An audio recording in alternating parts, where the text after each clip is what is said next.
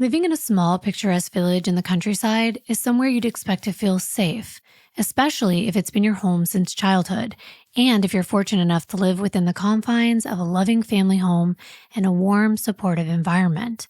With your whole life ahead of you, anything seems possible if you put your mind to it. But what happens when you encounter someone who's not only intent on controlling the life path you want to take, but takes a chilling series of steps to ensure you never reach your goals? For one young woman who had so much to live for, this became her irreversible and heartbreaking reality, leaving those around her shattered.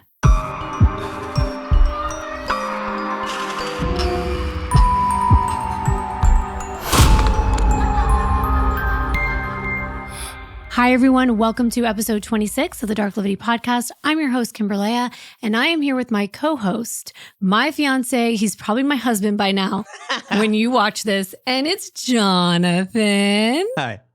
Darklivity. It's the dark downward slope into the degradation of the human mind and the consequences that such darkness brings to light. I'm counting down the days until we get married, which is on Friday? July 19th. It's on July 19th. It's so close. Actually, our wedding ceremony, the whole the dress and everything, that's going to be next year. Same day next year, but we'll officially be married. I'm counting down those days.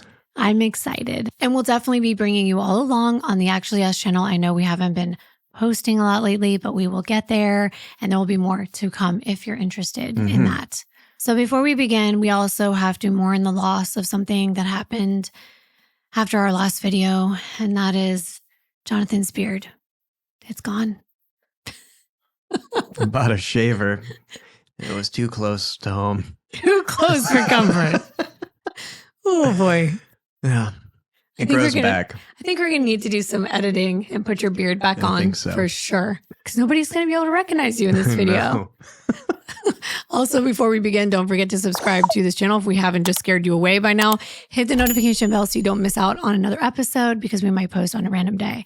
But now I do want to get serious and start today's story by introducing you to Molly McLaren.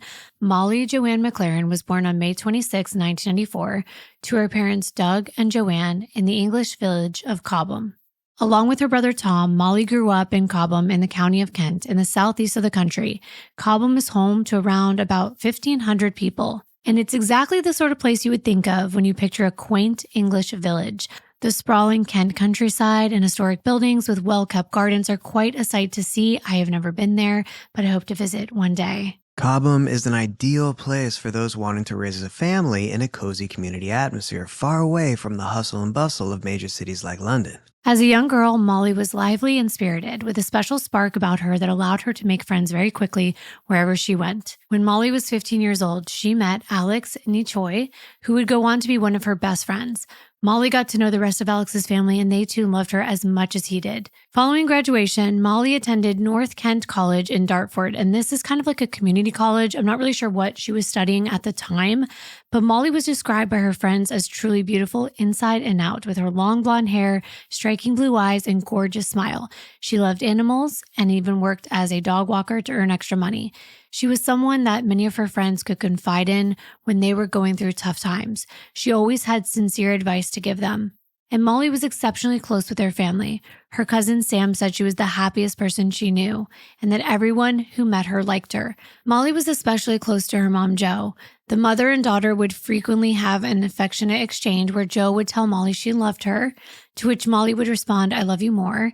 And then Jo would say, "I love you mostest." And I think that's so cute. I have to start coming up with cute traditions with me and Mazzy and you. I know because of my mom, I am a storyteller because she would tell me, even when I was really little, tell me the whole story. And I became quite the talker. What about you? And I'm learning from you, but I believe I got some of my creativity from my mother. She is quite an artist. What about all of you? Do you know any traits that you've gotten specifically from your parents that you've carried throughout your life? One thing Molly knew how to do from a very young age was work hard. In her teen years, she had an array of part-time jobs, from fashion retail at Ted Baker and the department store John Lewis, and even from a financial consultancy, to a receptionist from an esthetician salon. While at Ted Baker in 2013, Molly got to know her coworker Amy Lee, and the two became best friends. Molly was always on the go, but it wasn't all work and no play. That summer, the 19-year-old headed off for a well-deserved vacation to the Mediterranean beach tourist resort of Ain Napa in Cyprus. In 2015, 21-year-old Molly enrolled in a Bachelor of Science degree majoring in exercise, sport, and health education at the University of Kent's Medway campus. During her first class, she met Jennifer Hamer, who was nervous about adjusting to the new environment, but with Molly's friendliness and down-to-earth nature, she put Jennifer at ease, and they became fast friends, along with another student in Molly's course named Amelia Davis. Molly's fun-loving personality and the way she radiated positivity made her a popular student. She played on the university's netball team and also served as a student representative. I looked up netball because I was a little bit confused, and apparently it is basketball. It's kind of like basketball, but it has one hoop. I thought it was volleyball. Let us know in the comments. And aside from sports, Molly threw herself into all aspects of campus life to get the most out of her experience. According to her Facebook page, she was also in a new romantic relationship with her very close friend, Alex, who she had known for 5 years. But interestingly, she posted this on April Fool's Day in 2015. So I wasn't sure by the comments whether it was genuine or a joke. But her mom commented saying it was a long time coming and that she was very happy for the couple. So I took it to mean it was the real deal. Molly was a social butterfly. She was on all the social media platforms posting fun videos and pictures, which a lot of people do. And she also liked going out dancing the night away at Blake's nightclub with her friends like Natalie Woods. Like many 20-somethings, Molly loved posting selfies, especially when she was all dolled up for a night out on the town with friends. But she was equally comfortable in her own skin, posting pictures and videos of herself in no makeup and workout gear, whether it was getting outside for a run or hitting the gym. In that July 2015, Molly began working as a waitress at the Ship Inn pub in Newcastle. But Molly was also conscientious about being a good student. She wanted to do well, and her thirst for learning and hard work paid off with her amazing grades. But as upbeat and positive as Molly was, she struggled with some dark times as well. She battled self-image issues, which led her to restricting and controlling what she ate, to the point where she struggled with the accompanying disorders. It was a very challenging road to recovery, but with the support of her closest friends and family, Molly gradually found her way back to being determined to live her life on her own terms. She was committed to a journey of happiness through taking control of her health in a balanced way and flourishing. That's hard because I too have struggled with body image issues and restricting what I ate as a teen. And I got down to like 80 pounds a number of times, even after I gave birth to my first daughter. So I do feel for anyone that's going through it. Like Kimbyr said, one of the ways Molly worked through her dark times was by working out. She preferred working out solo or with her friend Amelia as opposed to any group fitness classes. Whether it was getting outside or hitting the gym floor, she loved high-intensity interval training. And as part of her approach to documenting her progress, Molly had 2 Instagram accounts, a private one and a public one. Can you guess which one was public? Her fitness account, and she went by the handle Fitzpalmal, where she posted a lot of her goals and progress. Profile name Fitzpalmal meant Fitness Inspiration Molly. That's right, and that's where she began posting inspirational photos and quotes about fitness. She also started a fitness blog to document her journey. She used all the popular fitness hashtags because she really wanted to get this message out there to other women who may benefit from what she overcame. One thing that was key to cultivating motivation for herself and others was Molly's passion for promoting self-acceptance and body positivity through a holistic approach to a balanced lifestyle and a positive attitude. Yeah, this was a cause that was near and dear to Molly's heart. She was very passionate about raising mental health awareness, and she bravely posted about the raw realities of living with a mental health condition and recovering from body-related hurdles. But instead of living with shame and hiding her struggles, Molly wanted to empower others experiencing the same thing to share their stories by being open about what they were going through. In one video of her running outside in the sunshine, Molly reminded her followers that even on those days when it seems hard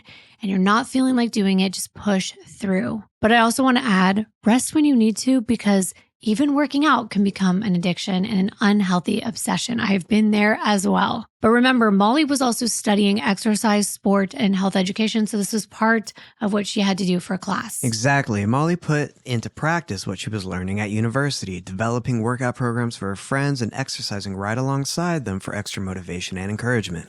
Yeah, I did see a post on Facebook of her, Amelia, and another friend of theirs, Nadia, working out together. And she would do this a lot. She would post herself putting the camera down and just putting her phone down and just recording different types of workouts. So many people do that now, but I don't think it was as popular back then. Yeah. And I could tell Molly was so down to earth with a really good sense of humor because I read that caption on the running post, and apparently a fly had gotten stuck on her chin and her sweat. And she mentioned that. And she also did mention the balance between making sure you push yourself, but also resting. So I like that she pointed that out. And she could have just scrapped that video because maybe she would be embarrassed that there was a fly sticking to her face, but she posted it anyway. She also really wanted to become a personal trainer, so that was also something she was working hard on. In the meantime, 22-year-old Molly began a part-time job as a bartender at the Leather Bottle Pub in Cobham in August 2016. The manager, Sarah Saunders, had bumped into Molly at the Cobham Community Stores where her mom, Jo, volunteered. Sarah offered Molly an interview, and because Molly was so outgoing, she fit right in with the rest of the staff and the patrons. They loved Molly for her kind-heartedness and sweet nature, and everyone knew her as someone who loved to make other people laugh. And she loved being in front of the camera doing silly videos, completely unafraid of making a fool of herself in the name of good fun. And it was that, her happy-go-lucky spirit, that pulled people toward her. But Molly had a much deeper side. She was the kind of friend who could always make you feel better if you were having a bad day, because, well, she'd been there too. She was intelligent, emotionally mature, wise, and a good listener. And despite life throwing her a fair share of curveballs, she continued to be someone who gave great advice to anyone seeking it. And she would always be there for the people in her life through good and the bad. Like many young women, 22-year-old Molly had dated a little bit, but she'd never been involved with anyone seriously beyond maybe the 6-month mark. But she did want to find true love and a meaningful connection. So in that summer of 2016, she went digital. She uploaded a profile to the popular dating app Tinder. And lately, I have done 2 cases on my main channel that were connected with Tinder. So I want to get your thoughts on meeting people online or on apps, but that's exactly what Molly did. Even though her friend said she was so gorgeous that she could have met someone anywhere, but at the time, Tinder was the next big thing. So many young people wanted to try it. If anyone cares to share their Tinder experiences, please do in the comments. I'm interested because I've used it once, but hated it because it was so shallow, in my opinion. And I didn't meet anyone that I wanted to connect with, but I can see how it can come in handy matching you with someone that's in close proximity that you maybe wouldn't have met otherwise. I'm scared to ask you, babe, but don't answer this. Have you used Tinder? Yeah, of course, but I feel anyone who's been single has tried a dating app at least once. Yeah, probably. But to me, it's better for like a casual hookup than a serious thing because my mom and her husband actually met online. They met on Match.com, which I think is a little more legit. It's a paid website. You kind of know exactly what people are trying to find. But when it's online, it's so easy for people to pretend there's something they're not. We've heard it so many times before. People catfishing with pictures that are either older or that aren't even them. And I'd much rather connect and have something happen organically. And Molly was very beautiful. She looks like a Barbie doll, in my opinion, but in a good way. So of course, I agree with her friends. She could have certainly met a guy anywhere. But because of the app's growing popularity, Molly gave it a try. And in late July, she matched with a guy named Joshua Stimson. He went by Josh. The 24-year-old was from the village of Woodham, near Rochester, less than 10 miles from Molly, and worked at a glazing company warehouse. That's probably a positive thing that he lived close by. But of course, as most of us are aware with online dating, it's mostly about looks at first. It's seeing someone that looks like they would be your type and then maybe reading their profile. But people can say whatever they want and they can edit their pictures or even catfish, like I said. So it's not the best way to gauge if someone really is a catch. But when Molly saw Josh's profile, she was really taken with a tall, dark, and handsome stranger. They began exchanging messages, and in just 1 week, on July 31st, Molly messaged Josh jokingly asking if they could pretend they'd known each other a little bit longer and hadn't just been speaking for a few days. But Josh responded by saying 1 week is enough. The conversation felt so easy, and Molly felt like she'd known Josh a lot longer than a week. And I've definitely felt that way before with girlfriends, but I've only felt that way about you when it comes to dating relationship. Everything was effortless, and it still is. Exactly. I felt like we had so much in common, and that's exactly how Molly felt with Josh. They had a lot of the same interests, like working out, keeping fit, and going out and drinking and partying all night. I mean, being young, those things were important, but I think they're kind of the tip of the iceberg. And when you get a little older, you realize you have to have more than a couple of shared interests. Those are like top level things. Totally. Well, to be fair, even though they connected, they didn't just jump at the first chance to get to meet one another. They actually took the time to continue messaging one another and getting to know each other more and more each day. Well, that's a plus. I think taking your time is pretty wise. Well, actually, Molly and Josh continued messaging for several months. You see, Molly really enjoyed the connection they were cultivating, but she wasn't going to rush into anything. She really wanted to get to know Josh in her own time, and he seemed like he wanted the same thing. And in a day and age when so much of the dating world is full of transactional encounters or conversations that just go nowhere, it was nice to just let things unfold at their own pace. Finally, in November, about 4 months after they began chatting on Tinder, the pair met for the first time. Molly was understandably nervous before their first date, but her fears soon dissipated. Josh was easy to get along with and just a normal, everyday guy. They were having so much fun. They were going out to clubs and bars. They were dancing and enjoying each other's company. They posted selfies on Instagram, and that's when Molly's cousin Sam was like, "Who's that?" And Molly texted back, "That's Josh, the guy that I've been talking to. I finally got to meet him." And they've been seeing each other every day for the past week at that point. So that's typical of the honeymoon phase. Some relationships don't even survive through it. It's the rush of something new. I mean, I recall holding your hand for the first time. I mean, I still get nervous and butterflies when I look at you, but of course, that's not always typical for it to last longer than just a week or so. It's like a butterfly conservatory in my belly. You're funny. People are going to be like, "Oh my gosh, you guys are sickening." That honeymoon phase is also known as habituation. Really? Well, yeah, it's like habituation. Yeah, what does that mean? It's kind of like when you get accustomed to something and it's no longer the same feeling. Oh, that's why it wears out. Mm-hmm. I could tell from their online photos and videos that Josh and Molly were doing a lot of partying during this time. Nothing wrong with that. But there's one video with what I would describe as a mega pint of beer in Josh's hand while he's dancing. And other times they're toasting together or Molly's dancing with a drink in her hand. But it gives you an idea of the beginning of their relationship. But again, we did that too. We used to be out till 5 a.m. together. We just couldn't get enough of one another. Yeah. And I'm sure that's how Josh and Molly were. It seemed like they were having so much fun. And as a matter of fact, her friend said she was really excited about meeting Josh and they'd never seen her this happy before. Josh felt the same way, and it wasn't long before he told Molly he'd never felt that way about anyone the way he did about her. He liked her so much it even scared him. He said jokingly that he felt like a weirdo staring at her pictures. He also confided in her that he'd never had a girlfriend before. Molly reciprocated these feelings. She actually texted him back saying that she'd never felt this way about anyone either. So no one had ever made her as happy as Josh did. And she told him that and she thanked him. She even told her friends she was falling in love with him. And finally, the couple made it official. They were girlfriend and boyfriend, and they took turns visiting each other. As with so many new relationships, they were soon inseparable.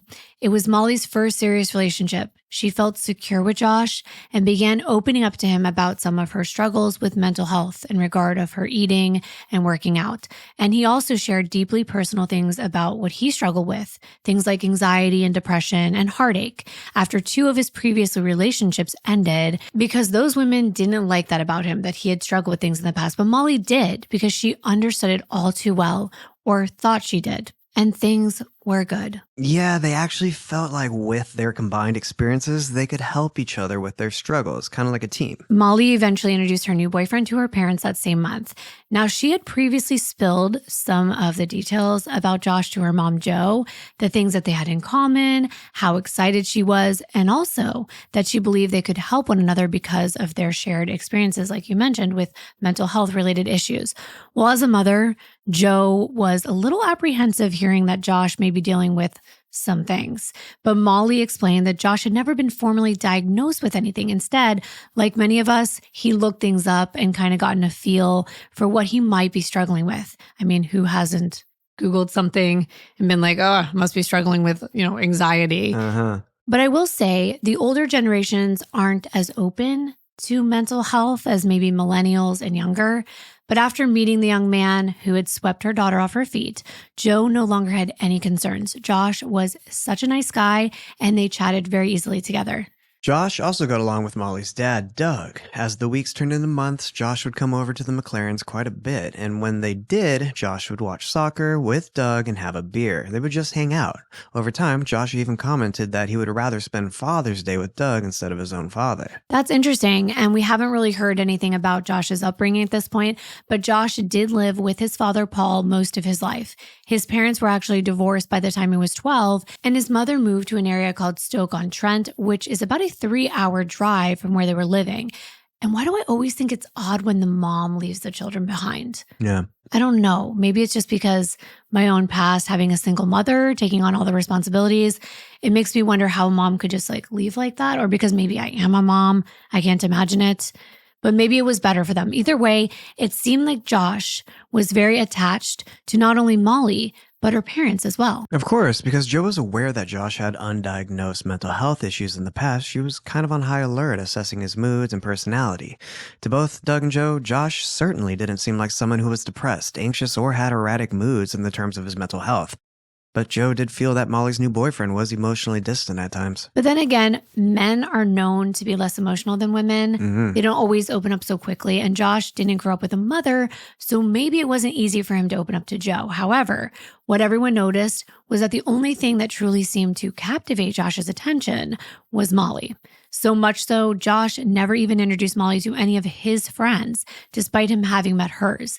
And to me, that would be a big red flag. Someone that doesn't want to introduce me to their friends, I'd want to know why. Are they embarrassed of me? Do they have another girlfriend? Or do they even have friends? Right, and Molly's dad, Doug, thought it was odd that Josh was such a loner without any social connections in his life, or at least he didn't seem like he had any, because he was always with Molly.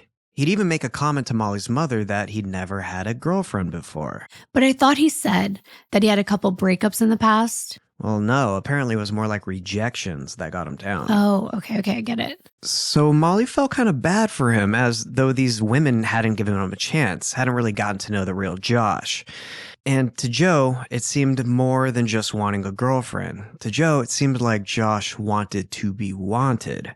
And quite frankly, Molly was looking for true love, not just being wanted, because that came easily for her. Right, and everyone knew how social Molly was and how easy it was for her to make friends. And she had introduced him to her friends. One friend Josh had met was Molly's close friend from her university, Amelia Davis.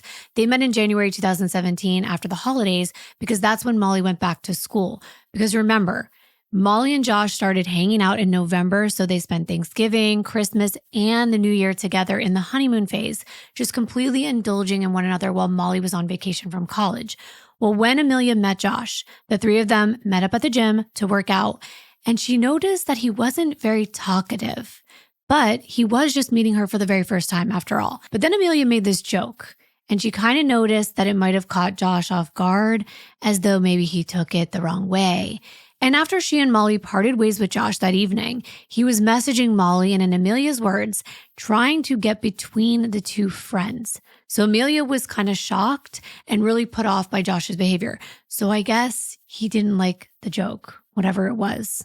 Then there were some other red flags, mostly in relation to how Molly spent her time. Before Josh, she spent a lot of time with her former coworker and close friend Amy Lee, as well as Amelia and others, but it seemed like Josh wanted all of her time, to the point where even if she needed to study for her classes, Josh would insist to come over and help her.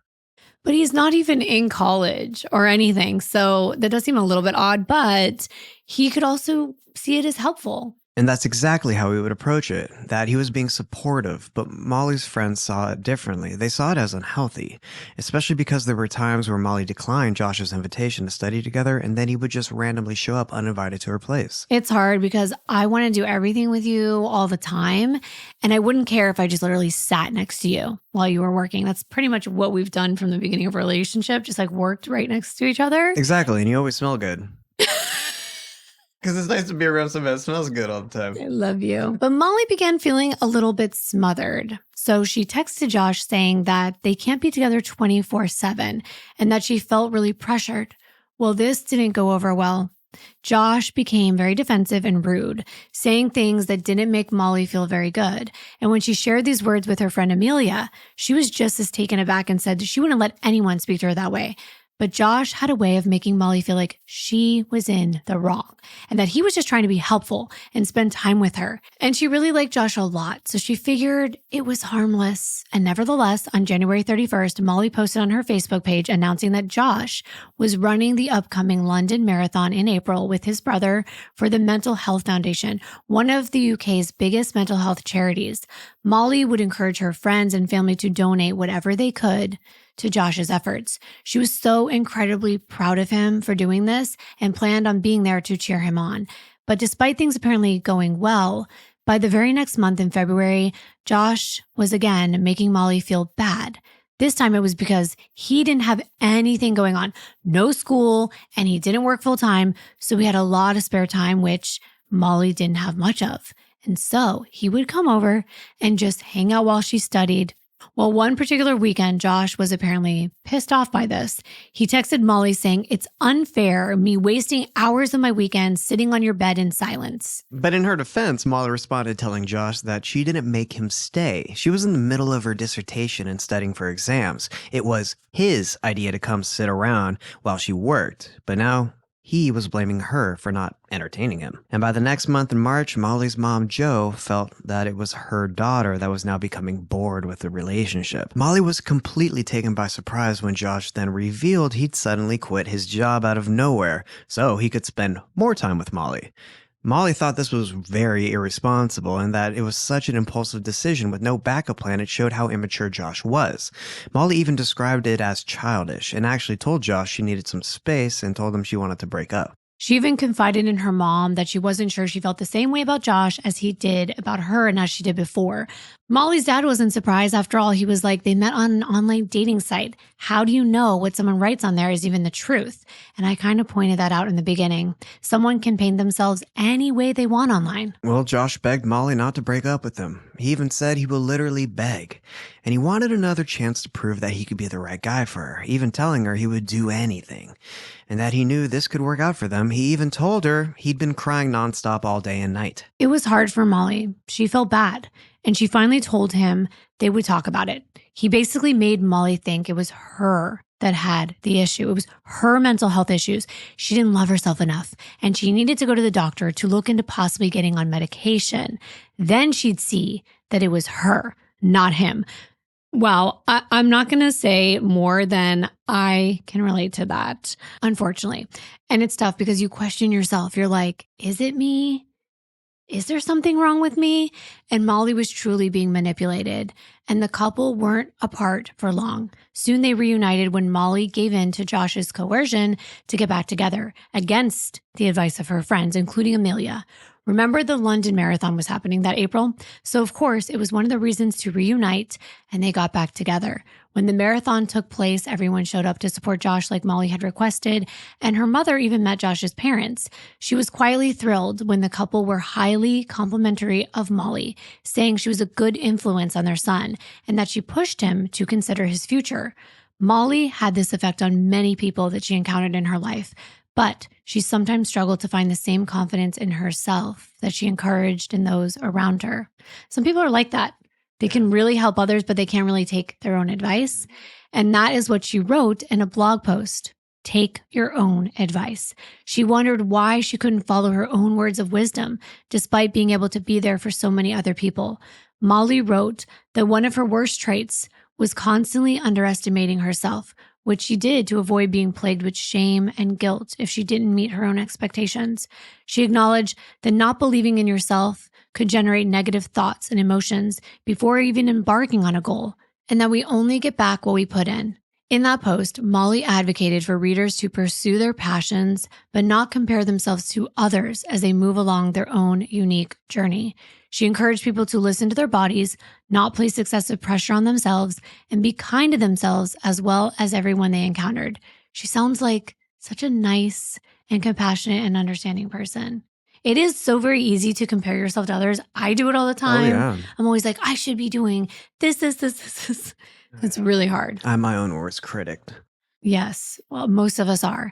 Molly felt like finding the good in just one part of every day could help challenge negative thinking and foster gratitude.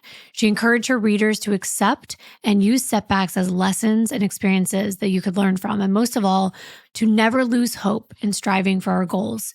It was clear she was experiencing some inner conflict at the time.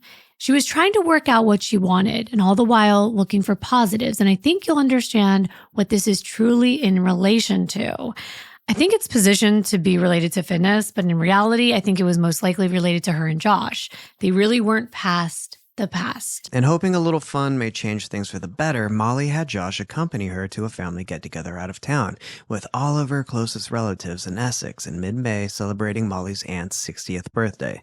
Her mother and father, aunts and uncles, cousins were all in attendance. This was when Molly's cousin Claire met Josh for the first time. They were all drinking, dancing, actually having a great time, especially Molly, who we already know is very outgoing and loves to be social. Everyone was taking pictures and enjoying themselves, but Claire noticed something. Josh wasn't joining in. He stayed by himself, he wasn't relaxed, instead he seemed on edge just watching as Molly had a great time with those closest to her.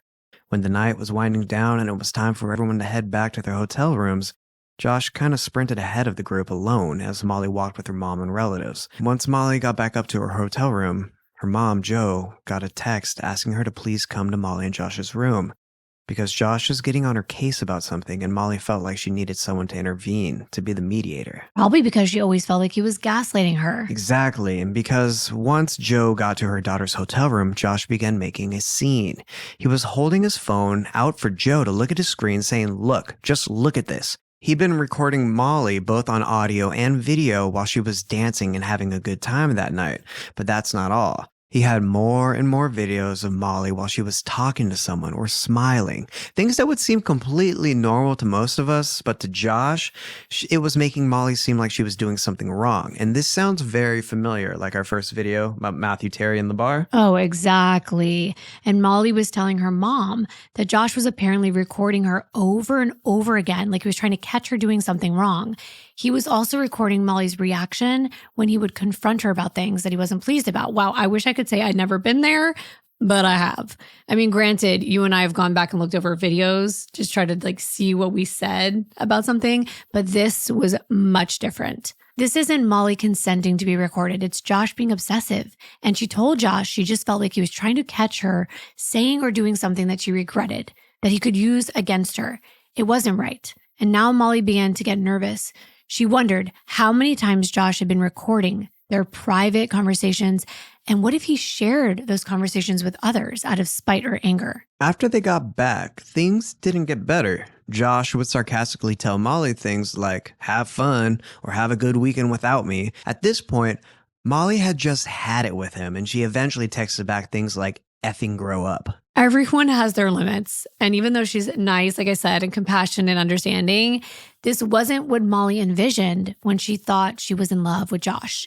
This is also when he began to tell Molly that he was taking medication for bipolar disorder.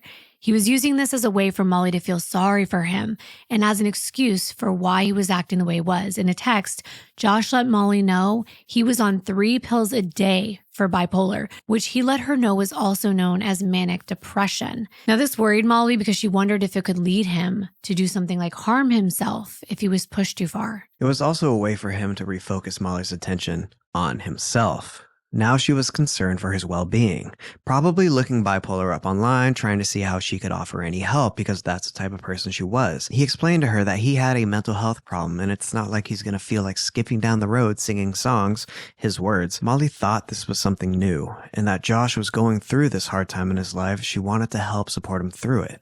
Josh would blame his actions on a breakdown, and Molly would tell him that she was there for him if he needed her. Plus, they had pre-planned and already paid for his summer vacation.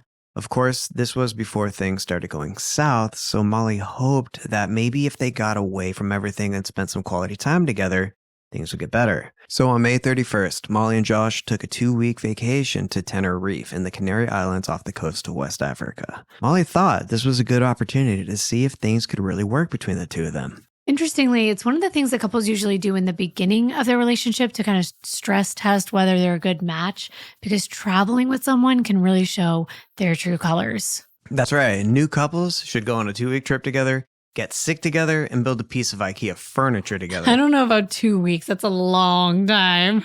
But even a weekend would be good. Well, Molly soon realized that traveling with Josh was a mistake. Molly texted her cousin Sam and friends Amy and Amelia, saying that this vacation was the worst thing ever, and that she was having anxiety attacks due to Josh's behavior. He wouldn't listen to her, and he just made everything about him. Before they even got on the plane to come home, Molly knew the writing was on the walls. She told her cousin Sam that she had an anxiety attack because she felt like she was walking on eggshells, trying to make sure she doesn't do anything to set him off, saying that she thought this stuff with Josh was going to pass, but it's not. She told Amelia that she was not getting along with Josh, and she actually texted, "Help me." Wow. And that was definitely a cry for help. Molly knew things were not good. And now Amelia was worried because she knew Molly was alone with Josh. So she kept asking Molly what was happening. She wanted details, but Molly let her know that she really couldn't discuss it until she got home. But she was just dreading it. But from the social media pictures, you would have had no clue they were having a bad time at all. There was one of Molly in a bathing suit, another one of her posing next to a monkey statue in a cute crocheted top and shorts, and one of Josh in his swim trunks at the pool. It just really goes to show you that everything you see online isn't always the truth. Upon arriving back to the UK on June 15th, Molly told her mom she no longer had feelings for Josh, yet it's kind of confusing to some why she continued to hang out with him, because just 2 days later, on June 17th, Molly was having a night out with Josh and her friends to celebrate her belated 23rd birthday, which was actually back on May 26th. And despite having been fighting with Josh over Facebook Messenger for days at this point, and even though things had been really tense, they hadn't officially called it quits yet. But that didn't stop Molly from telling her friends that she was no longer attracted to Josh and things were hanging by a thread. And that night, instead of being a supportive partner and making sure Molly had a good time, Josh behaved in the way that he always did, self-absorbed, sullen, and made Molly feel guilty. When they had arguments, they were always initiated and instigated by Josh. Molly knew in that moment that the relationship was not worth the drama, the stress, and the toll it was taking on her mental health. So she pulled Josh to one side, telling him she wanted to break up, and she hoped that he would respect her decision. But Josh wasn't happy about it, and he didn't respect Molly's decision at all. He shouted, "She's finished with me," in front of all of her friends before he stormed off, making a scene and embarrassing Molly. While Molly felt a huge weight had been lifted from her shoulders in the following days, Josh began bombarding her with text messages begging her to take him back. He'd call, and when she wouldn't answer, he would send a bunch of messages saying things like, "We can't just not speak ever again. This is awful." No, that's exactly right. You can decide to never speak to someone again if they're toxic. He was trying the same thing he'd done the first time when he tried to get her back. But Molly was a lot stronger now. She was seeing things for what they really were, so she wasn't giving in. When he wasn't getting through to her via text, he started on social media. She ended up having to block him everywhere. And then he began sending messages on WhatsApp. He begged her to take him back. And he even accused her of not breaking up with him more respectfully, given how he was such a great boyfriend. Wow, he's actually delusional. But this time, Molly stood strong. This was until she learned that Josh was posting very derogatory comments about her and pictures of her on his Facebook profile. Some of her friends were still friends with him on there, and they alerted her to what he was doing. He was sharing intimate details about Molly and trying to degrade and embarrass her. He went as far as to tag her own family members in these disgusting posts, which included some of the text messages that she sent him when she was really upset because of his antics. But it was all one-sided, making her look bad. She had tried really hard to build a following for being an inspirational person in the health and fitness industry, and Josh knew this. So what did he do? He posted about how she actually wasn't healthy at all, but that she did cocaine. That's how she maintained her weight.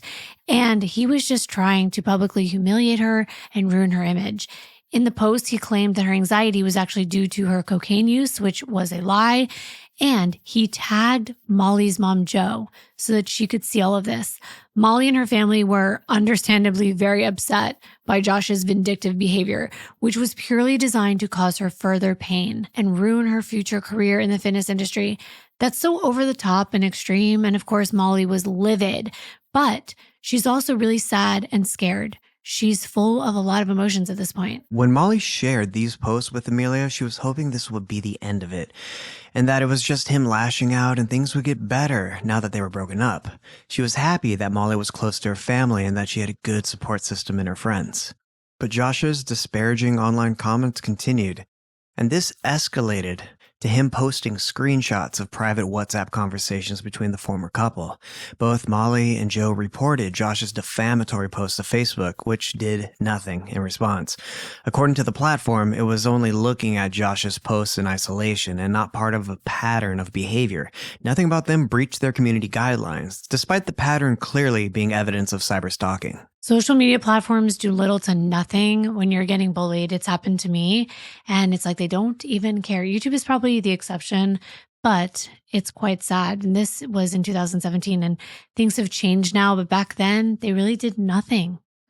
I know Facebook takes bullying a lot more seriously nowadays, but Molly was scared. She warned all of her family members and friends that knew Josh that he'd gotten nasty and that she was afraid that he might hurt her, especially because he knew that her parents were going to be away for 2 weeks on vacation. Having had enough, on June 22nd, Molly and her mom reported Josh to North Kent police, providing hard copies of all the evidence of the defamatory social media posts. In Molly and Jo's presence, Police Constable Philpott decided to actually just pick up the phone and call Josh, putting him on speaker and warning him to stop contacting Molly and to remove the posts in question. Otherwise, he'd be arrested. Yikes. You'd think that the police wouldn't actually tip him off that Molly and her mom were at the police station. Well, Josh repeatedly asked why he had to remove the posts and told the constable that Molly had tried and failed to get him arrested, and he wanted to get back at her for what he perceived as defamation against him.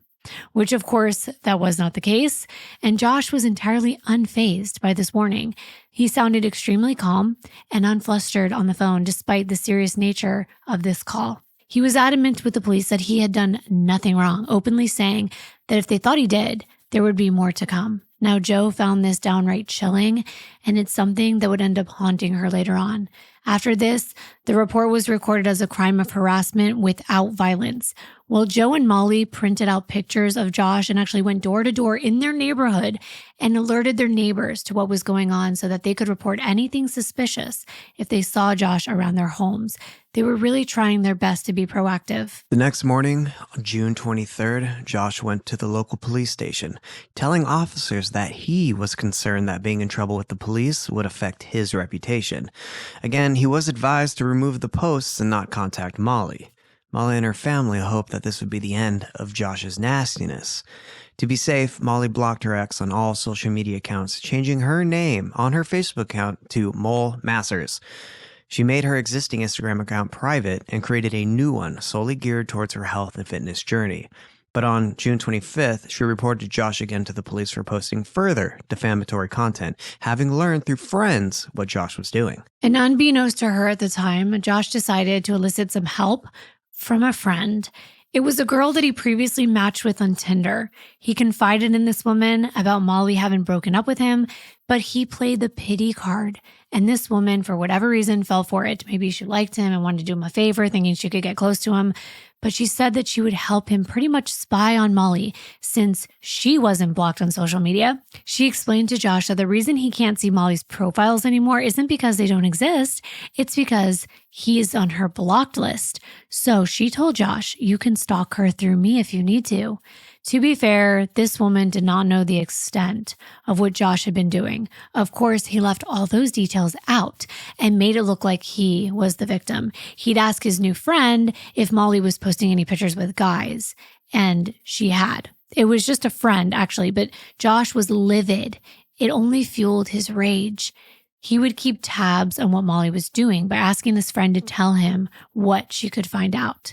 If Molly was out somewhere, Josh wanted to know if it was with a guy. I think part of this curiosity is normal, And what I mean by that is, okay, you go through a breakup. It's natural to kind of feel down and rejected. And sometimes you want to see what your ex is up to afterwards. But I wouldn't, because it only adds more pain in most cases. But this was overboard. Just 2 days later, on June 27th, Molly had again reported to the police that Josh had posted on Facebook, claiming police had cleared him of any wrongdoing and no further action would be taken. Josh was just making stuff up at this point for whatever reason, because this wasn't true. So Police Chief Philpott called Josh again, telling him to remove the post, which he did, before calling Molly to let her know the outcome. The only reason Josh did this was not because he was sorry about the distress that this has caused Molly and her family, but because he'd since got a new job as an operations assistant. Josh claimed he took the post down about Molly as he didn't want his clients to think badly about him. Joe, for one, thought this was a bizarre explanation. Josh didn't have clients in his new role, and if he did, why would they be on his personal Facebook page, visible to only his friends? Apart from this update from police, Molly was excited about starting a new adventure. That day, she enrolled to become a fully qualified personal trainer and had already applied for a reception job at another gym, Knollfield Gym in Medway Valley Park. She couldn't wait to see what lay ahead of her. Well, Josh wouldn't have known this if it wasn't for his little friend that was helping stalk Molly. She taught him how to look at Molly's Snapchat without her knowing, and he was probably creating fake profiles and somehow able to find out exactly what gym Molly was working at. So Josh started going there, becoming a new member and waiting to try to bump into her. Somehow Molly must have had an inkling that Josh had this girl keeping tabs on her because she blocked her. And the girl said to Josh she had no idea how Molly would have known to block her. But I guess Molly was probably being very careful about who was her friend on socials. And sometimes we just have girly intuition. Like we can scroll down and be like, I don't know that person. They look weird. Blocked. So I'm sure she was trying to be very cautious. On the morning of June 28th, Molly headed off to her usual gym called Pure Gym. This is not the one she worked at. This is the one she worked out at. And she was there to film herself working out as part of her studies. And I did notice that her public Instagram that was all about fitness had a video posted on it that day of her in the gym. And if you look closely, there's a 365 on the wall and Twist and Shout painted on the back wall behind her. I'm sure it wouldn't have been too hard to figure out where she was working out, especially if this was located close to where she lived. And maybe he already knew she worked out at that gym. Later that same day, she posted a really pretty selfie, all dolled up. She actually had plans to go out that evening with friends to relax and celebrate a friend getting a new job and Molly's enrollment in her personal training course. She posted again that same day, and this was a post about 7 happiness tips with a caption, "Note to self," clearly saying that these tips were coming from her, but also advice she needs to take herself. It was a graphic, and it said, 1, don't listen to gossip. 2, ignore what people say about you. 3, design your own life. 4, look for the good in every situation. 5, develop gratitude for life. 6, laugh more. And 7, once it's past, let it go. I almost think this was kind of like a covert message to Josh. Maybe not, but I kind of thought he might think it was. And that night, Molly and her friends went to the Ship and Trades pub in the nearby town of Chatham for a few drinks and a much-needed laugh. But guess who was also there? No. Josh was there too. Oh my gosh. It figures because Molly had actually made an Instagram post to her public profile. It was the same selfie she posted to her fitness Instagram, but this one said Ship and Trade this evening. So of course, somehow Josh got wind of this. Yep, and he was there with another woman, someone that Molly's group didn't recognize. It was actually another girl that he matched with recently on Tinder, and they weren't even supposed to meet up that night, but Josh texted her last minute saying, "Hey, you want to meet up for a beer after work? I'm over dockside at Ship and Trades for a quick one." Molly had no idea he was there until she went to the bar to get the girls food and she saw him. She could not believe it. So when she got back to the table, she looked like she had seen a ghost. She had taken a picture of him and showed it to the girls, saying that he tried to smile at her like nothing happened. She didn't have a clue how he knew she was there. And they wondered, could it have been a coincidence? I mean, it was a popular hangout spot, and clearly it appeared like he was on a first date. So maybe wishful thinking, he'd moved on. Right.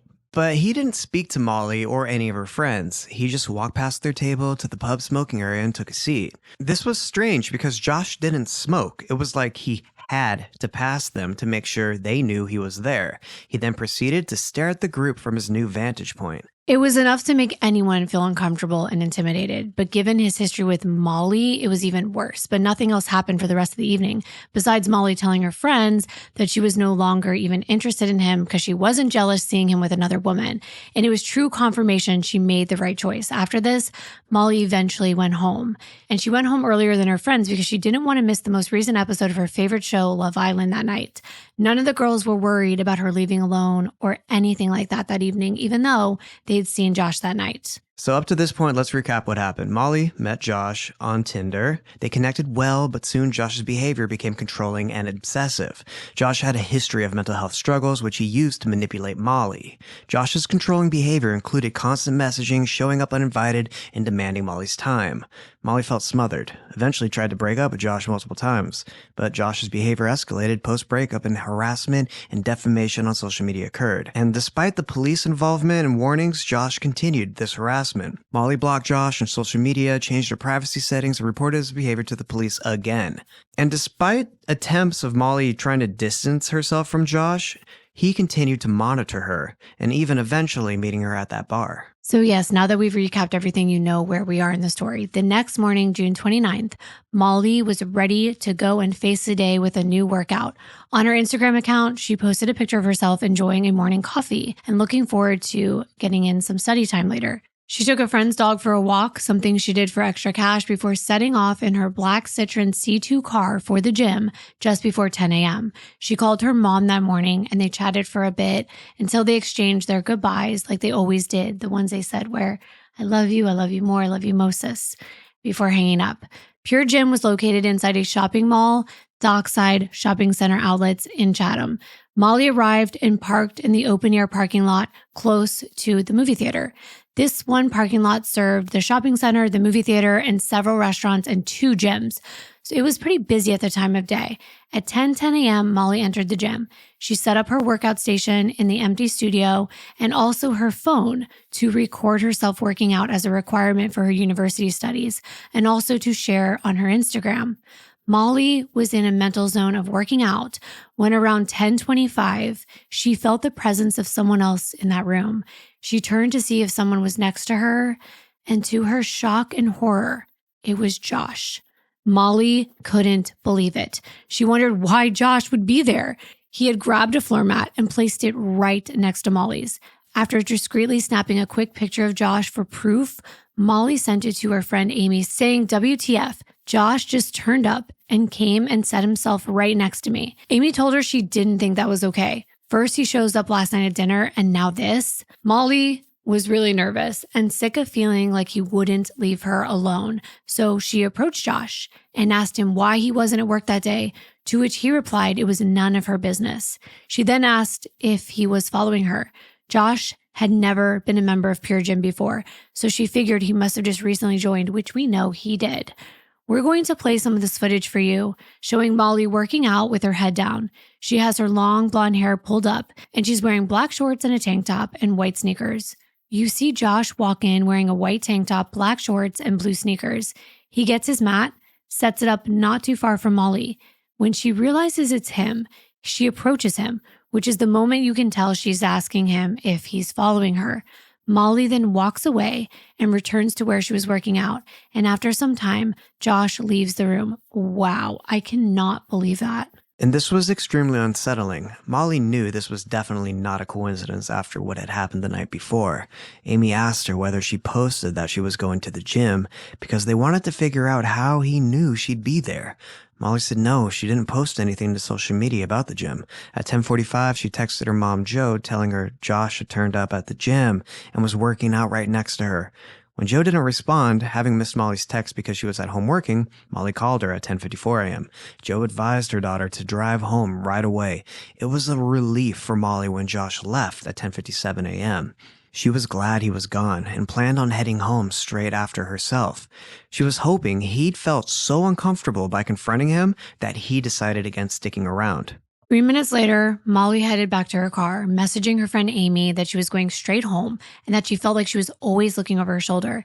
Amy told her if she saw him not to talk to him, don't engage at all, just leave. And Molly texted back that she was headed to her car.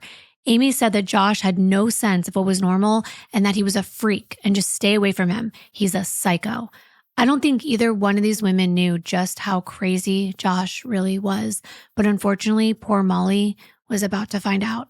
At the same time, a woman in the parking lot named Cody Jarvis had reversed her vehicle into a parking space nearby. Looking in her rearview mirror, she saw Molly putting something into the passenger seat of her own car before getting in. Cody then noticed a black Peugeot pull up right in front, which she thought was kind of strange. A young man got out, left the car running, and took off on foot, looking agitated. Cody was suspicious of his behavior. Seconds later, Molly suddenly became aware of someone at her side window. When she turned to see who it was, she got a shock to see a familiar but unwelcomed face. Before Molly knew what was happening, Josh pulled out a knife, yanked her car door open, and he lashed out at Molly, slicing and stabbing at her as she sat helplessly trapped in the driver's seat of her own car, unable to escape. Molly screamed for her life, frantically trying to fend off Josh. Another woman, Marian Aldridge, was on her way back to her vehicle when she heard Molly desperately screaming, "Get off me!" Marian saw the young woman trying to kick at Josh to defend herself. Marian first thought Josh was punching Molly, but she soon realized the truth was far worse. She was being stabbed. Now realizing she was trapped, a terrified Molly did the only thing she could, beeping her car's horn in an attempt to get the attention of those who were passing by so they could help her. As Josh plunged the knife into her over and over again, Molly screamed as loud and as hard as she could. One person ran towards the danger. It was a man named Benjamin Morton. He had just dropped his wife and her friend at the movie theater nearby. Benjamin was walking his dog through the parking lot, scrolling through a playlist on his cell phone when he heard shouting. Benjamin looked up and his heart raced as he spotted what looked like a violent struggle between a man and a woman. This situation was escalating quickly. Without hesitation, he handed his dog to a nearby stranger and sprinted towards Molly's vehicle. As he neared, the chilling scene became clear. Josh was holding a small object and was relentlessly attacking Molly, who was desperately fighting back. Blood smearing the inside of the vehicle's windows as Benjamin shouted for bystanders to call the police. He then moved in front of the Citroen, pounding on the window and the hood of the car, trying to draw Josh's attention. Josh's eyes and bloodlust were disturbingly vacant, lost in a menacing trance. This man was fearlessly risking his own life to help Molly. Benjamin could see Josh's body half outside the vehicle as he leaned over Molly, stabbing her in a frenzy in the head and neck area. Benjamin repeatedly screamed at Josh, "Stop effing killing her." Other onlookers, including Cody Jarvis, who were deeply disturbed but couldn't comprehend what they were seeing unfold in broad daylight, dialed the police. Marian could see Benjamin desperately trying to get Josh to stop the attack, kicking Molly's car and shouting at Josh and anyone in the vicinity. Cody couldn't see a knife, but Josh was doing something with his right hand, and Cody could see a lot of blood. Molly raised her hands to shield her face and her head, but her efforts were futile against the relentless assault. Benjamin, desperate to intervene, dashed to the driver's side and slammed the car door on Josh's leg, hoping to disrupt the attack. He then grabbed Josh's leg, trying to yank him off Molly as her screams pierced the air. Josh's leg was so saturated in blood that his leg slipped from Benjamin's grip, and Josh repositioned himself inside the vehicle, intensifying his assault. To Benjamin, the scene was horrifyingly clear. Josh was intent on killing Molly. He wasn't just stabbing now, he was slashing at her throat with terrifying ferocity. Benjamin felt a surge of helplessness, realizing in this dreadful moment that he was alone, doing everything in his power to stop this madman to no avail, with no one else rushing in to help. Benjamin didn't know that at this point, the police were already on their way thanks to witnesses like Cody, who at the very least alerted authorities to what was happening. As the attack continued, though, Benjamin knew there was nothing else he could do and that Molly was going to die. Despite the highly distressing scene, Benjamin knew he couldn't let Josh get away. Thinking quickly, Benjamin ran to his own car while the attack was in progress and drove it to where Josh's vehicle was, blocking Josh's car and preventing him from driving away. Two other women in the parking lot, Ali Hussein and Glennis McMaster, who had also witnessed Benjamin shouting and attempting to attract attention, ran to Molly's car. When they looked through the front passenger window, all was quiet inside and the attack had stopped. Ali and Glennis saw Molly laying across the front seat, motionless motionless and bleeding heavily from the neck. Covered in blood down the front of his shirt and up to his elbows, Josh pacing up and down alongside the vehicle, he placed his hands on his head before wiping them off on his tank top. Off-duty Detective Constable Natalie Wilson, nearby, initially thought Benjamin's shouts were there to alert others of car theft. But when she saw Josh inside the Citroen making a stabbing motion, she knew something far worse was happening. Detective Wilson watched in disbelief as Josh exited the vehicle, calmly wiping the blade of his knife on his hand. The terrified witnesses, unsure if he might attack them next, kept their distance.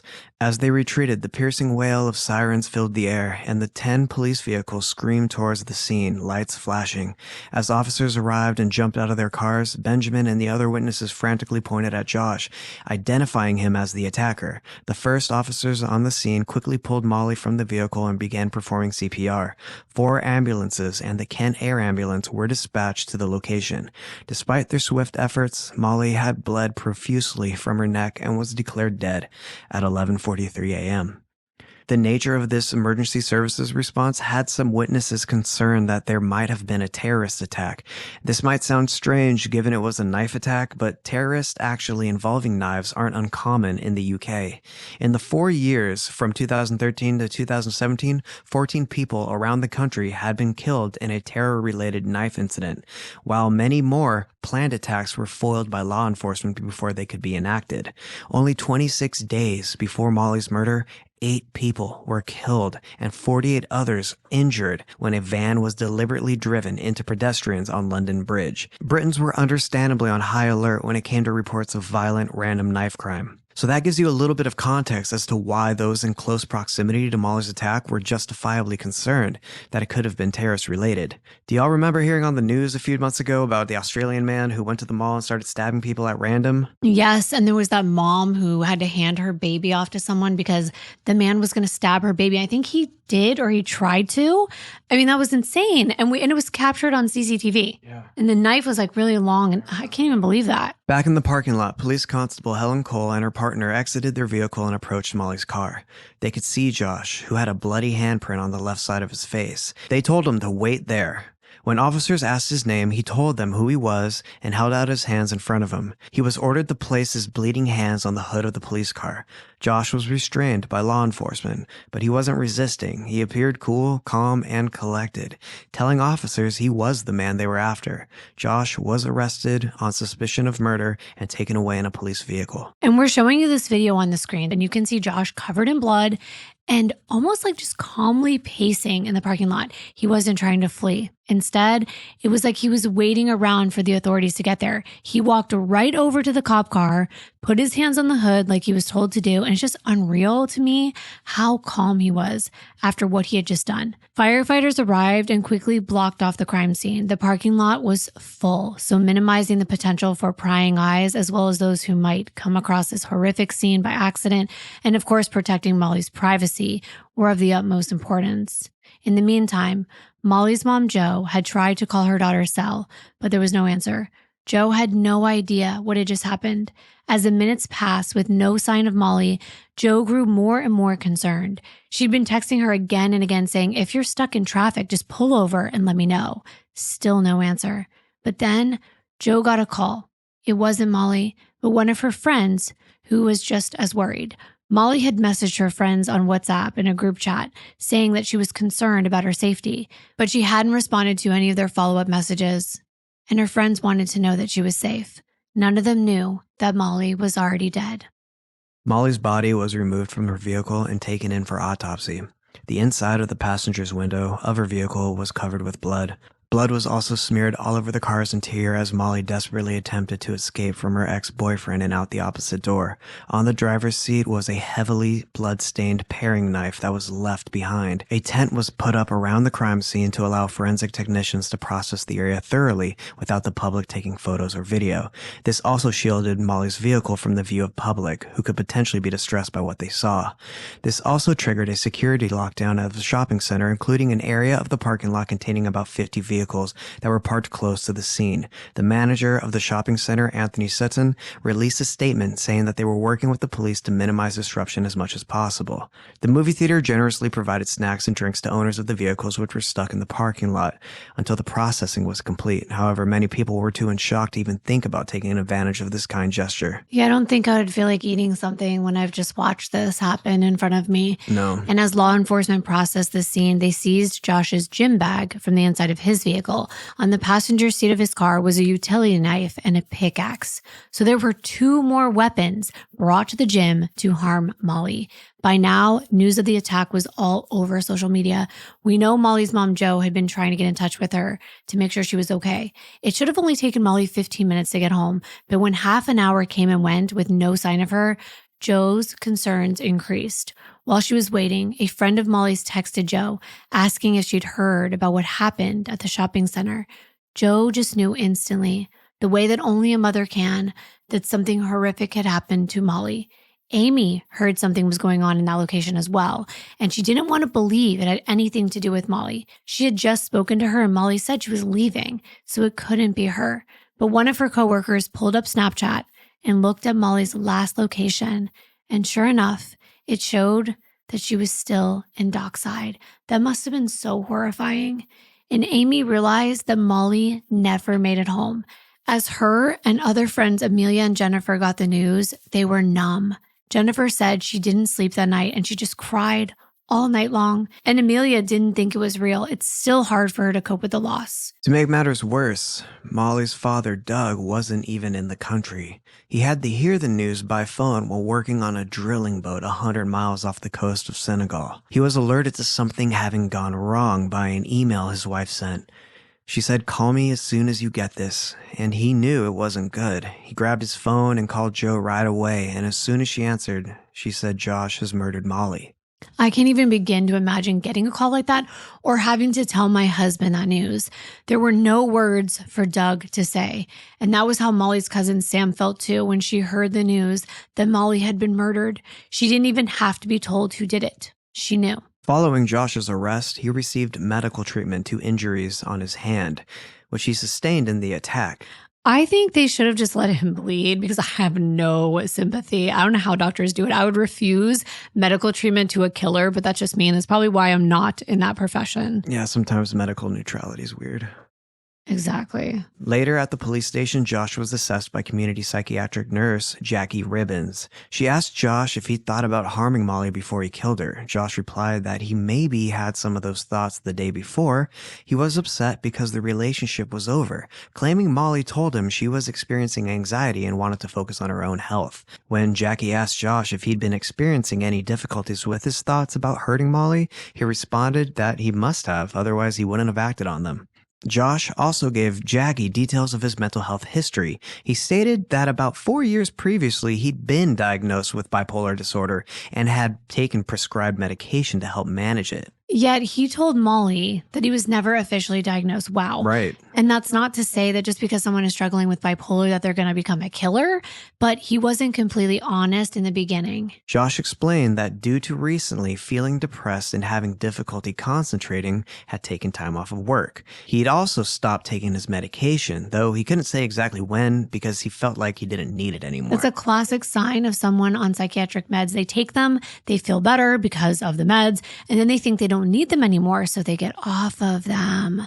But they don't see that the meds are actually helping them. And once they're off of them, they mentally crash. Exactly. And Josh told the nurse that he hadn't been sleeping well for a couple weeks, but didn't have any thoughts of self-harm.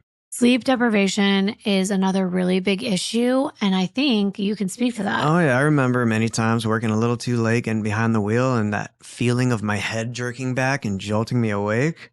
Oh my gosh. Scary. They say it's worse than drunk driving or as bad because you are not coherent. Right. You keep falling asleep. It's happened to me so many times. It's dangerous. Josh denied using drugs or alcohol just before he attacked Molly. He said that the day before he'd gone to work but left early due to feeling down. That evening, he went to the Ship and Trades pub with a date. He saw Molly there, but claimed they ignored each other. Despite his comments to Jackie about his state of mind, Josh chose not to respond to questions from law enforcement. At his home on High Street in Woodham, officers found the box for the paring knife on his bedroom floor. This was the same weapon used to kill Molly. The next day, June 30th, Josh was charged with Molly's murder and made his first appearance in court. If convicted of the most serious offense of murder, he's looking at a minimum of 25 years in prison before being eligible for parole and a maximum of life imprisonment. The psychiatric nurse Jackie spoke with Josh again, and she documented that his speech seemed normal. He didn't appear suspicious or guarded, but his manner was vague and withdrawn. He responded to many of Jackie's questions with, "I don't know," and made little eye contact. Josh told the nurse that while he was stabbing Molly, it was a thought in his head as opposed to a voice telling him what to do. Josh claimed that 3 years earlier, he thought he heard a voice calling his name, but denied hearing voices as a whole. Jackie didn't feel that Josh was being evasive, more that he was experiencing shock and trying to process what had happened. And I'm thinking, he's in shock? He caused the shock for so many other people. And about his past, Josh admitted to having OD'd on paracetamol in 2010. It's a painkiller, and he said his brother found him just in time. Josh received hospital treatment, and he denied experiencing any symptoms of mania, which is a major characteristic of bipolar disorder. Josh told Jackie that while he didn't feel other people were out to get him as such, he did experience paranoia, where he felt people were looking at him. In Jackie's professional view, she felt that Josh had no evidence of any acute mood disorder, like mania, for example, or severe depression, nor did she feel he was paranoid or delusional. She didn't find it manic to stab someone over and over again until they died, or following someone around stalking them, because those are both manic in my non-professional but educated opinion. As someone that studied disorders, getting my psych degree, there are just so many levels of manic behavior, and he's self-reporting. So that's not how to conduct an evaluation. You need to ask people close to him what he was like. But okay, it just angers me because it's like this nurse is saying he's stable, so something must have set him off. We know he is not mentally stable. But instead of talking about him, I've got to shift the focus back to Molly.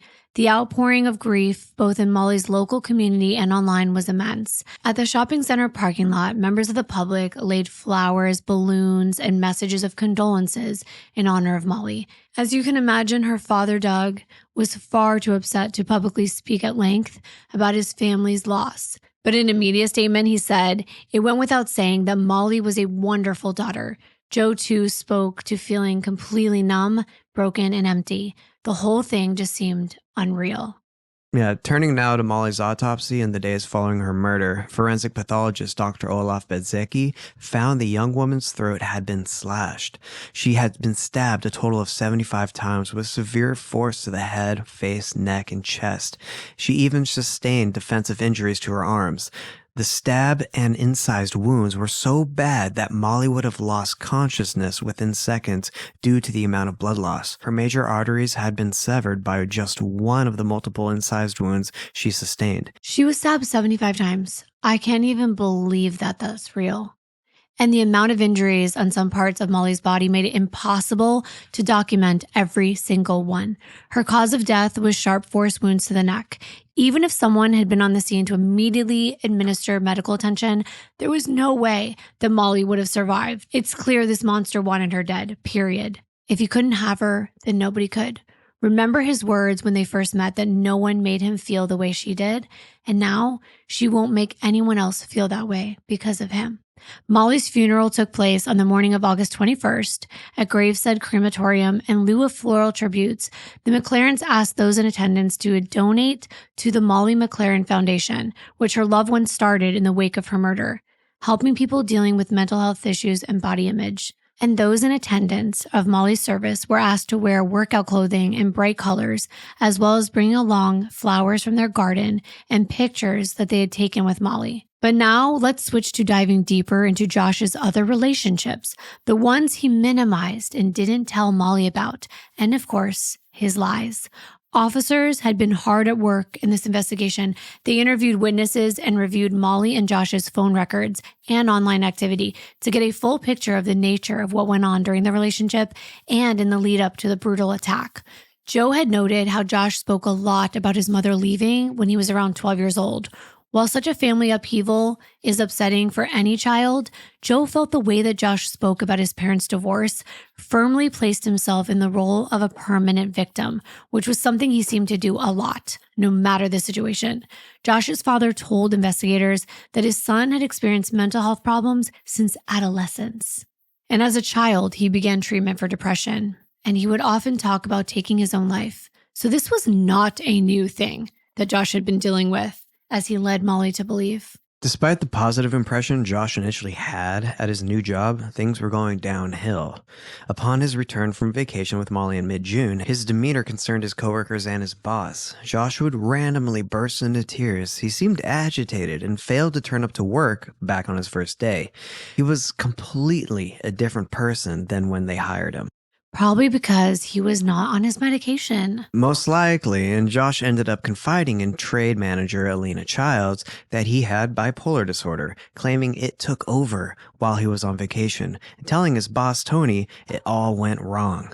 Alina told police that Josh began crying at work for no reason and couldn't engage in conversation. On June 20th, Josh emailed his boss. He emphasized that he really wanted to keep his job, and he sought medical attention and medication. Josh acknowledged that he had an awful start in his new role, and his mental health was worse than it had ever been in years, but he was supported by the local mental health team and his family. On one hand, I do feel bad for anyone struggling with mental health issues, but it's hard for me to feel bad for Josh.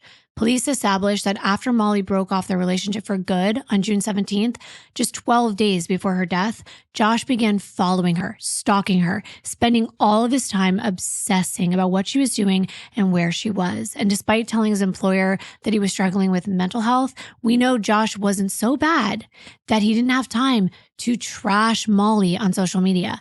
Molly had texted friends saying that Josh, in her words, was literally psychotic when she spoke to him on the phone. And to get another person's perspective, someone close to Josh, one of his friends, Caleb Jordan, told police that despite his breakup, Josh had been in high spirits. The two men met on June 23rd at the pub 2 days after the breakup. Caleb remembered being surprised by Josh's demeanor. Caleb had expected his friend to be quite down and was anticipating a difficult evening, but instead he was pleasantly surprised that hanging out with Josh hadn't been hard work as he'd expected. But just days later, on June 28th, the day before Molly's murder, Josh called his boss and said his mental health wasn't good and asked if he could work part-time instead of full-time.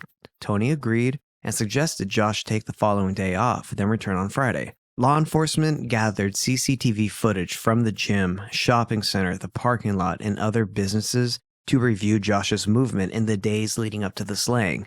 And by now, detectives had determined that the murder weapon was sold through Asda, a major British supermarket chain.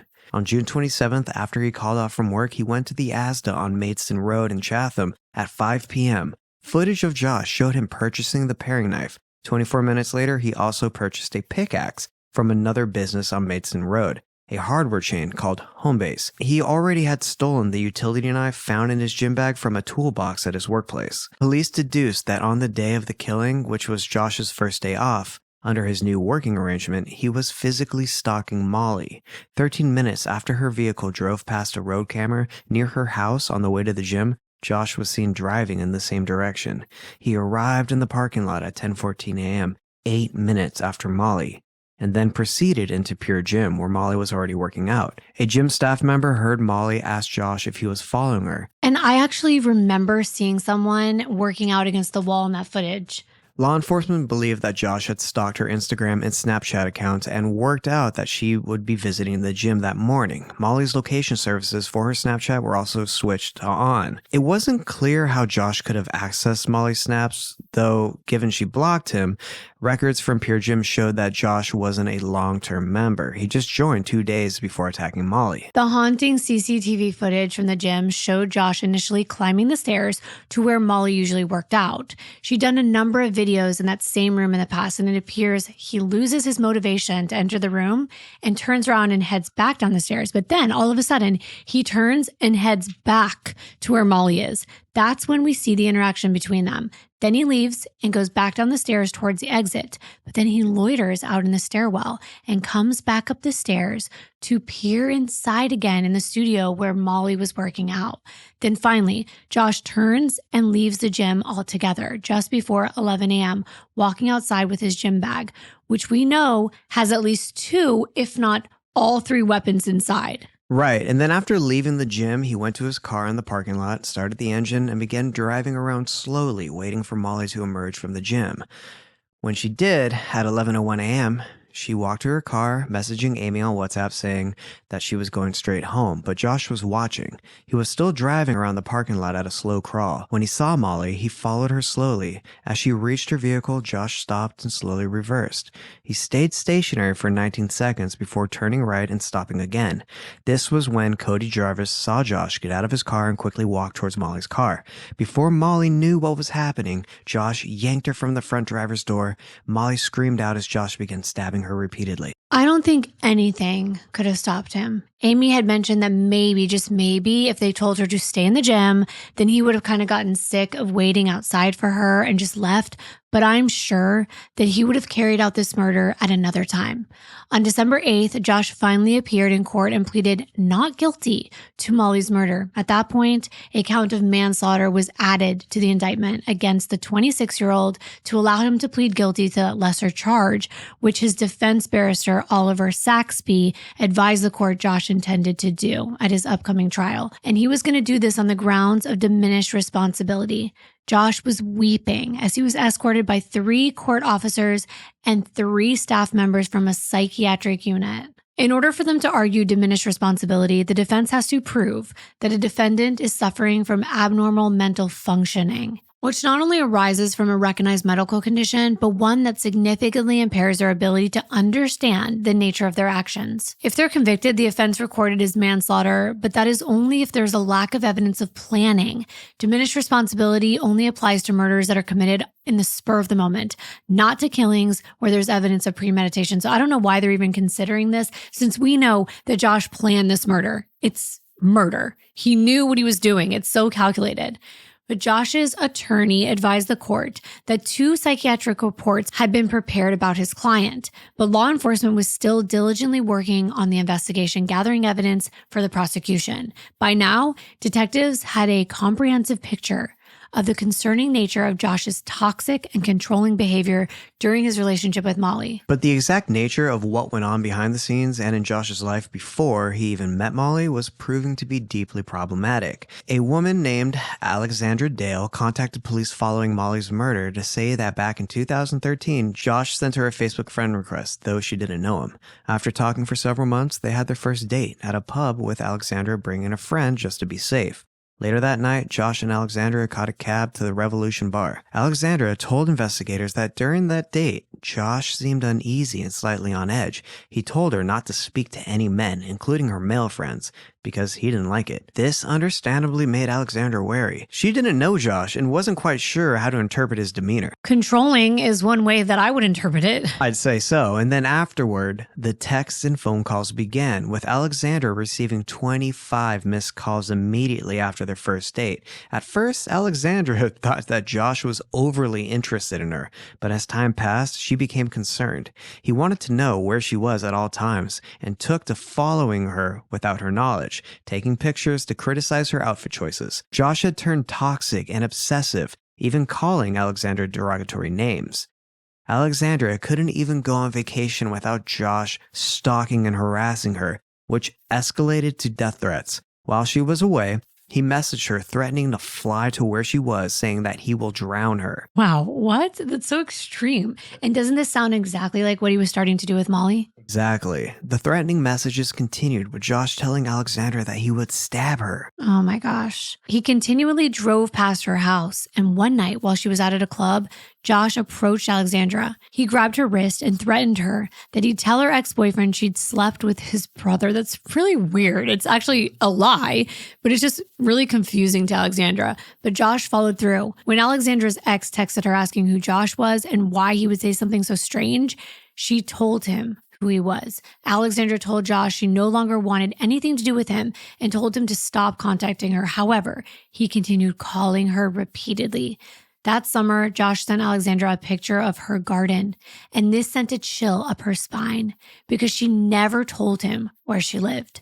Josh had told Alexandra he lived nearby, but he didn't, and he had driven to her area all the way from his home in Kent, which is 200 miles away. Wow. Yeah, and he pretended that women just didn't like his personality. Remember, he was like, oh, yeah, I got dumped. People rejected me. They didn't like my personality. No, they didn't like his outrageous behavior. Another time, Josh messaged Alexandra telling her there was a surprise waiting for her when she got home. That would be so creepy. When Alexandra got to her residence, she found that all of her tires on her car had been slashed. That was the last straw. After that, Alexandra finally contacted the police over Josh's unhinged behavior. But this wasn't the first time. The terrified woman had already told authorities twice about what Josh was doing, beginning on May 27th. Finally, it seemed on this third occasion that Josh finally dropped off the radar. He stopped contacting Alexandra, which came as a relief. On July 1st, following Molly's murder, Alexandra heard the news and posted to Facebook. She said, I don't post stuff like this on Facebook, but I'm mortified at this story. This twisted bleep made my life hell, and the police were informed yet did nothing about it, and this poor girl did the same and still nothing. R.I.P. beautiful. I hope he gets what he deserves. Then in speaking with detectives after Molly's murder, Alexandra considered herself lucky to get away. She was scathing in her criticism of the police and law enforcement, who she felt didn't take the appropriate action when she made her original reports. If they had, Alexandra felt Molly would still be alive. Another woman had also come forward. 6 months before Josh and Molly got together, Josh briefly dated a woman named Leah Hubbard. After their first date, the pair met several times over the course of 2 weeks. When Leah told Josh she was going to a bachelorette party on Friday of that second week, he asked her if she'd be talking to any men. The Sunday of that weekend, Leah went to visit her grandmother for her birthday, and Josh repeatedly called her and messaged Leah via WhatsApp despite knowing she was busy. Leah found Josh's behavior aggressive, disrespectful, and downright odd. A week later, she put an end to things, but not long afterward, Josh knocked on Leah's apartment window at 2 a.m. one morning, frightening her out of her sleep. Josh told and alarmed Leah that his friends had abandoned him in town and said he needed to charge his cell phone. Leah stayed awake while they waited for Josh's cell to charge and then asked him to leave when it was done. In response, Josh bursted into tears. Leah allowed Josh to stay over, given it was late, but the next morning she told him with no uncertain terms that he needed to leave or she would call law enforcement. Josh didn't return to Leah's apartment, but he wasn't getting on with his life. Following their breakup, one night at the Source Club, Leah noticed Josh watching her. And then another night at the same club, Josh approached Leah when she was out with her friends and he spat his drink on her. Josh was thrown out of the club at midnight, but when he left 5 hours later, she saw him sitting outside. Leah was convinced that Josh had been waiting for her. Of course he had. Right? His behavior made her feel really uncomfortable, and Leah actually began referring to Josh as her stalker. Wow. And guess what? Alexandra and Leah weren't the only women in Josh's life the investigators were speaking to. Remember the woman that Molly saw Josh with at the Ship and Trades pub the night before her murder? The 27-year-old, who asked not to be named by the media, was on a date with Josh that night. The couple connected on Tinder, with the woman meeting Josh at the pub before they went to his place for dinner and to watch a reality show, Love Island. The next day, upon hearing about the attack, the woman texted Josh asking if he'd heard the news too. She had no idea that the man she'd gone on a date with less than 24 hours before was the one responsible for killing Molly in that parking lot. Josh seemed perfectly okay the night before, and according to this woman, he didn't say anything bad about Molly or the breakup. She told police that Josh asked if she wanted to go get a drink at the pub. When he saw Molly there that evening, he made it seem to his date like it was just a coincidence. The woman had no idea that Josh was actually stalking Molly. Imagine if you were her. You would feel so lucky that he didn't do anything to you. Josh's trial got underway on January 22, 2018, at Maidstone Crown Court before Judge Adele Williams. As expected, the accused killer pleaded guilty to manslaughter on the grounds of diminished responsibility. But the prosecution was pursuing a conviction for the murder charge. Escorting Josh into court, there were 4 psychiatric nurses, but they were asked to leave given that this could potentially influence the jury regarding Josh's claims and diminished responsibilities. Exactly. And I think that was all for show. It's like he's being dragged in there by these nurses to make it look like, oh, he's like really unstable and messed up. The prosecution's case, led by Philip Bennett, was that Josh was not operating under diminished responsibility at all. He knew exactly what he was doing, and he was in full possession of his faculties when he planned to kill Molly, methodically executing his plan in a completely premeditated and calculated manner. His calm demeanor on the day of the killing and slowly stalking Molly around the parking lot was just one example of how he took his time. This wasn't spur of the moment. Josh admitted that during the relationship, he was demanding and had intense emotions, placing all responsibility on Molly to smooth things over and placate him whenever they argued. The prosecution psychiatrist, Dr. Philip Joseph, testified that there was no evidence to support Josh's claim that he was suffering from diminished responsibility or any mental health condition. He just described Josh as needy, vain, and immature, with an inability to show remorse or empathy, stating he displayed narcissistic traits. The psychiatrist rejected the idea that Josh was out of control when he killed Molly. The defense's case was that there was no question that Josh had killed Molly. He had already admitted as such, nor were they contesting any of the eyewitness evidence. What they were arguing was that Josh was mentally unstable at the time of the killings and therefore unable to form intent, having suffered a massive loss of self-control. Josh was also claiming that he had no memory of the attack. In the lead up to the killing, Josh claimed he consulted his doctor over not feeling well mentally. He felt that it was affecting his personal presentation. But the prosecution suggested that the aspects of Josh's behavior, like his desire to control women, could be indicative of someone acting impulsively with a personality disorder. Surprisingly, the defense psychiatrist actually agreed with the prosecution psychiatrist and said that it was unlikely that Josh was suffering from bipolar disorder. Instead, the defense psychiatrist said that Josh was suffering from psychosis. And in his opinion, Josh had a severe personality disorder which developed during adolescence, characterized as emotionally unstable with characteristics of borderline. As an infant, he had apparently been physically disabled for a time, requiring a wheelchair. And on multiple occasions during his teen years, Josh was referred to a mental health clinic. But he refused to engage in therapy. Instead, he just wanted to take medication. And I was thinking if it truly was borderline, the meds wouldn't exactly help, but therapy could in most cases. The meds are only going to act like a Band-Aid. The defense psychiatrist stated that when Josh was 12 and his mother moved out, he felt a sense of abandonment, and this caused him to become possessive with women and so hypersensitive to any rejection to the point where Josh would do anything to avoid feeling abandoned and to stop these women from ending relationships. He lied and manipulated women into staying with him, even when they'd expressed a wish not to see him anymore. He used bipolar disorder, a condition he didn't have, as a way to coerce them to stay with him. And when Josh realized that a romantic relationship was over, the focus of his desire quickly became an object of hatred. And as for knowing Josh's exact state of mind on the day of the attack, he decided not to take the stand in his own defense. Molly's parents, Doug and Joe, attended every day of the trial. This was the first time they had heard any evidence that not only Josh had previous girlfriends, but he had a history of stalking women. It was an anxious wait for the couple as the jury deliberated, having sat through such incredibly distressing evidence. After less than 3 hours, the jury reached a unanimous verdict. On February 6th, Josh was found guilty of murdering Molly. The McLarens were elated and shed tears of joy as the verdict was read. Josh was sentenced the same day. Judge Williams found no mitigating factors present and noted that Josh's stalking of Molly only aggravated his culpability.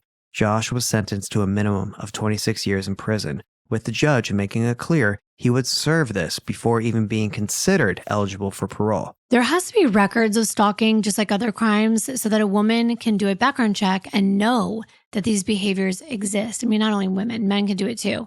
I think it's entirely unfair that the system has not caught up enough to consider stalking a real crime in so many ways. Now onto the aftermath. Very early on in the investigation into Molly's murder, Kent police reported themselves to the independent law enforcement oversight body in the UK regarding the previous reports Molly had made about her ex-boyfriend. Following Josh's conviction, a domestic homicide review was launched into the way Kent police responded to Molly's reports, as well as how Staffordshire police handled Alexandra's concerns. Stalking has been a specific offense in the UK since 2012. but wasn't one where offenders were being charged and therefore the documentation Kimbyr talked about did not become part of their record. And during an internal investigation, it was found that the way police handled 112 stalking cases in England and Wales were not appropriate. I swear, I feel like no one cares until it's too late. I mean, back in the day, if a man was persistent, when a woman said no, they would be praised. And nowadays, if a woman says no, it means no. And those actions that men do are considered harassment. You know, if you say like, no, I don't want to date you. It's not like, oh, he's so persistent. He finally, got her to say yes. It's like, no, she said no. So it's looked at way differently now. In May of 2008, in honor of what would have been Molly's 24th birthday, the foundation in her name held its very first Molly Fest. 2 months later, on July 10th, Doug and Joe accepted Molly's diploma from the University of Kent on her behalf at the graduation ceremony at Rochester Cathedral. Her grades were so good that had she finished her degree, she would have graduated with first-class honors. Everyone present stood, clapped, and cheered, celebrating Molly's memory and the way she inspired everyone around her. Today, 33-year-old Josh remains incarcerated, and he will become eligible for parole in 2044 when he's 52 years old. Before we end, there is a message that I want you to take away from this case. There are some important things you can do to help prevent someone from being able to easily stalk you. First and foremost, avoid sharing personal details such as your address and phone number online, as well as where you are while you are there. You can post later after the event you attended. Use difficult to guess passwords for all of your online accounts and change them regularly. Consider turning off your geolocation services on your mobile settings and also on your photos because they're on there unless you turn them off. Think about carrying a personal alarm or even a weapon if you're allowed to in your state, or at the least, something like mace. And then you can put something that can cause more damage inside your car within reach, and at home, arm yourself in any way that your law allows. Always remain aware and keep your mind on your surroundings, and try not to have your head down looking at your phone while you're walking around, and always travel in pairs. Don't leave anyone behind.